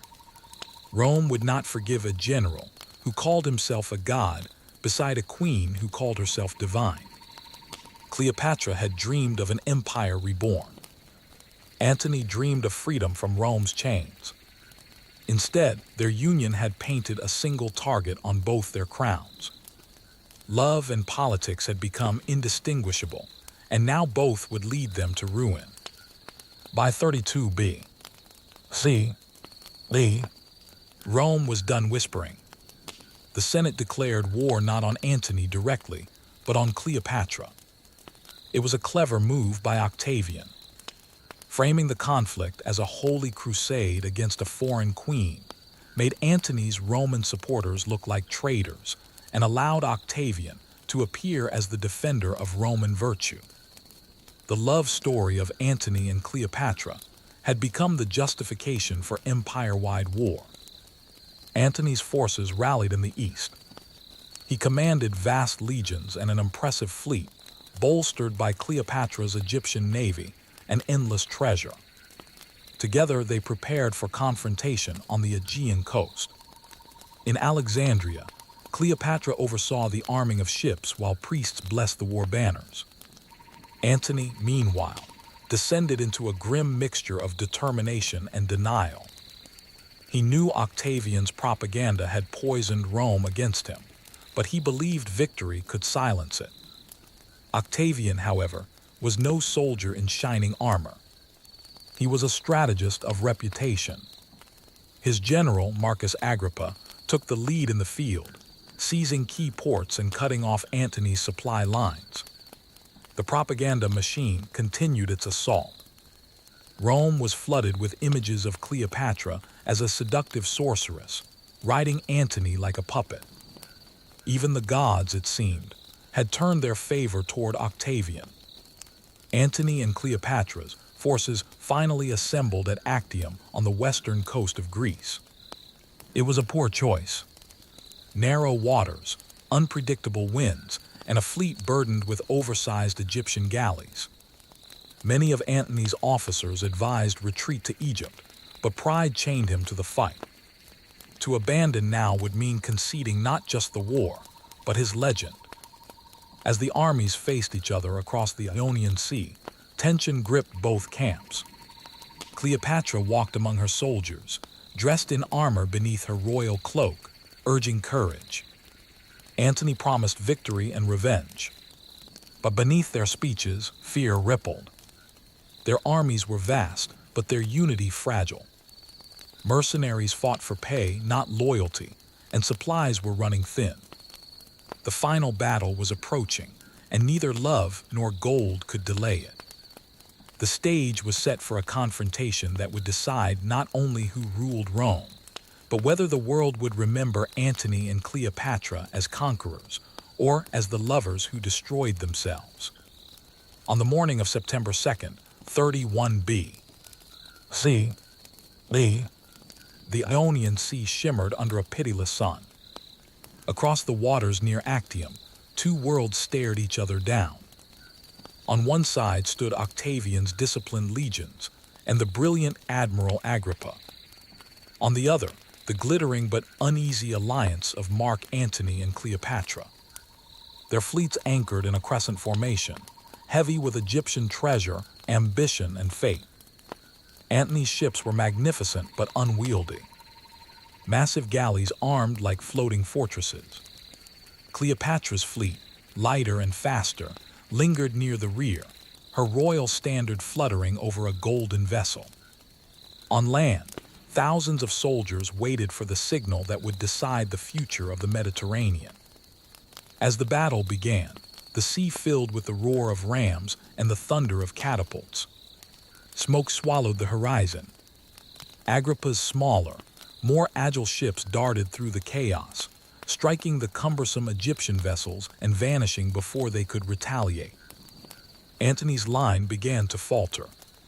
Confusion spread. The wind turned. Sails tangled. Orders clashed. Then came the moment that would haunt history. Cleopatra's fleet suddenly broke formation and turned south, retreating toward the open sea. Whether this was a planned maneuver or panic, no one truly knows. Seeing her royal banner vanish into the horizon, Antony made his fatal choice. He abandoned command, boarded a smaller ship, and chased after her. His men watched in disbelief as their commander, the conqueror of Parthia, the hero of Rome, sailed away for love. Without their leader, Antony's fleet collapsed. Agrippa's forces closed in, burning and boarding the remaining ships. The once mighty armada was reduced to smoke and splintered wood. Antony caught up to Cleopatra's fleeing flagship hours later. The two reportedly sat in silence as the sea behind them turned black with fire. In that moment, they both understood what they had done. Not just lost a battle, but surrendered an empire. Back in Rome, Octavian declared victory. He presented the war as divine justice, reason defeating decadence, virtue triumphing over corruption. But in truth, it was something far more human. Ambition defeating love. The Battle of Actium was not merely a clash of fleets. It was the end of an age and the beginning of legend. The defeat at Actium was the beginning of the end. Antony and Cleopatra fled across the Mediterranean, not as conquerors, but as fugitives of their own empire. When they returned to Alexandria, the city greeted them not with cheers, but with dread. The once golden couple had become symbols of ruin. Their fleet was gone. Their allies had deserted them. And Octavian was marching east with an army that would not stop until Egypt bowed. Cleopatra retreated into her palace, surrounding herself with treasures and loyal guards. As if walls of gold could delay reality. She began preparing her mausoleum, not as a monument to vanity, but as a final refuge. Antony, meanwhile, sank into despair. The soldier, who had once ruled half the known world, now spent his days drinking and brooding among statues of gods that no longer listened. In 30 B.C., Octavian's legions reached Alexandria. His propaganda had done its work. Many of Antony's officers defected before the fighting even began. In a last act of defiance, Antony led his remaining troops in a doomed counterattack near the city gates. Outnumbered and outmaneuvered, his army disintegrated. The war was over before it began. Rumor soon reached Antony that Cleopatra was dead, that she had taken her own life to avoid capture. Shattered, he fell upon his sword. The blade did not kill him immediately. Mortally wounded, he ordered his servants to carry him to her tomb. When the doors opened, Cleopatra was alive, pale, weeping and furious at the lie that had doomed him. As he bled out in her arms, Antony gasped his final words, urging her to make peace with Octavian. Then the great general, the man who had conquered empires and lost everything for love, died beside the woman who had undone him. Octavian entered Alexandria days later. Cleopatra received him dressed in her finest regalia, her composure flawless even in defeat. She tried once more to charm Rome's new master, but Octavian was made of colder stone. He wanted her alive as a trophy for his triumph in Rome. Cleopatra understood the humiliation that awaited her. She would not survive it. As Octavian secured Egypt for Rome, the queen prepared for her final act. The stage was set for one of history's most haunting farewells. Cleopatra had ruled for 21 years, outwitted generals, seduced emperors, and defied the most powerful empire on earth. But now, in the summer of 30 B.C., her empire was gone. Octavian's soldiers patrolled the streets of Alexandria. Her ships lay burned in the harbor, and her lover's body had already been buried with Roman honors. All that remained was her pride, and she guarded that more fiercely than any throne. Octavian, cold and deliberate, wanted her alive. In Rome, her capture would be his ultimate victory, a living symbol of Egypt's fall, paraded through the streets in chains. But Cleopatra understood spectacle better than anyone. She would not let her life end as another man's triumph. If she could not rule as a goddess, she would die as one. Confined to her mausoleum, she began to prepare. She bathed, dined, and dressed as though for coronation, not execution. Her servants adorned her in royal gold, braided her hair, and perfumed her hands. In her final hours, she received Octavian's envoys with calm defiance. She assured them she had no intention of harming herself. Even as her eyes lingered on a small woven basket that had been brought to her chambers, disguised as a gift of figs. When Octavian's guards returned, they found her lifeless, lying upon a golden couch in her imperial robes. Two of her attendants, Eras and Charmian, were dead beside her. A faint pair of puncture marks showed on Cleopatra's arm. The serpent, the sacred asp, its fatal kiss. News of her death spread like wildfire. Octavian was furious. She had denied him his victory. Yet even he could not help but admire her final performance.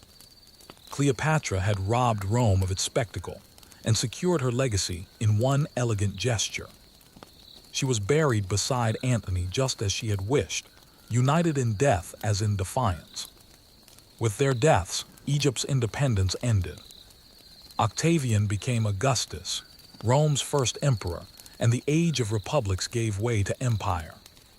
But the legend of Antony and Cleopatra refused to die. For centuries, poets, painters, and playwrights would return to their story. Two lovers who turned politics into passion, and passion into myth. Their empire crumbled, but their names became immortal.